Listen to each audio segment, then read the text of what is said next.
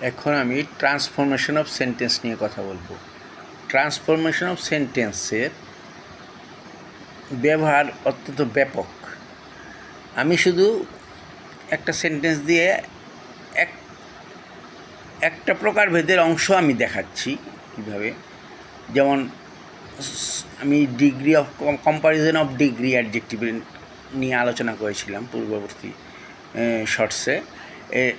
যদি বলা হয় যে সুপারলেটিভ ডিগ্রি থেকে পজিটিভ ডিগ্রিতে নিয়ে আসতে হবে।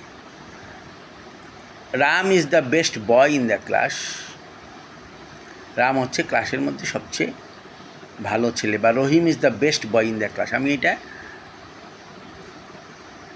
সুপারলেটিভ ডিগ্রিতে ব্যবহার করেছি। এখন এটাকে যদি বলা হয় পজিটিভ ডিগ্রিতে নিয়ে আসতে হবে without changing the meaning of the sentence, সেন্টেন্সের কোনো মিনিং পরিবর্তন না করে, তাহলে কী হবে?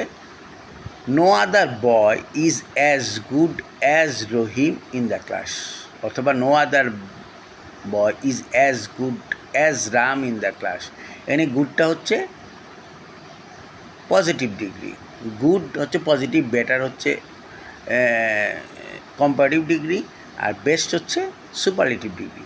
ওই বেস্টের থেকে আমি গুডেতে নিয়ে আসলাম, অর্থাৎ সুপারলেটিভ ডিগ্রি থেকে আমি পজিটিভ ডিগ্রিতে নিয়ে আসলাম। এখন যদি বলা হয় যে এটাকে কম্পারেটিভ ডিগ্রিতে আনতে হবে, Rahim is the best boy in the class বা Ram is the best boy in the class, এটাকে কম্পারেটিভ ডিগ্রিতে আনতে হবে। তাহলে কী হবে? Rahim is better than any other boy in the class. এই বেটারটা হচ্ছে কম্পারেটিভ ডিগ্রি।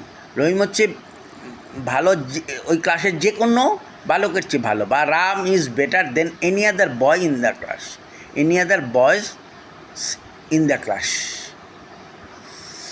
এটা হচ্ছে আমি পজিটিভ ডিগ্রি থেকে সুপারলেটিভ ডিগ্রি থেকে কম্পারেটিভ ডিগ্রিতে নিয়ে আসলাম। This is called transformation of sentence. আরেকটা হচ্ছে সেই ডিগ্রি অফ কম্পারিজনের মধ্যে আসতেছে না, যে কোনো সেন্টেন্স, যেমন ম্যান ইজ মর্টাল,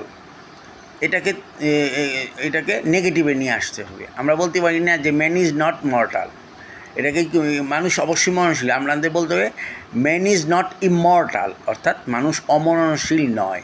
এটা অ্যাফার্মেটিভ ফর্মের থেকে নেগেটিভ ফর্মে নিয়ে আসলাম without changing the meaning of the sentence.